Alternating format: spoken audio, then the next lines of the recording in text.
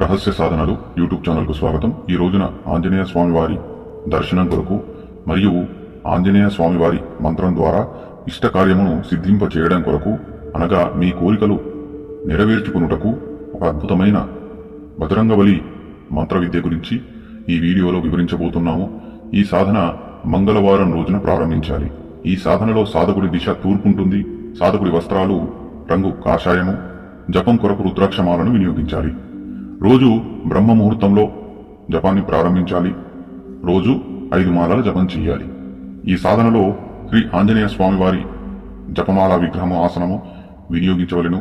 ఈ సాధన 41 రోజుల అనుష్ఠానం లేదా 21 రోజుల అనుష్ఠానంలో మంత్రసిద్ధి కలుగుతుంది.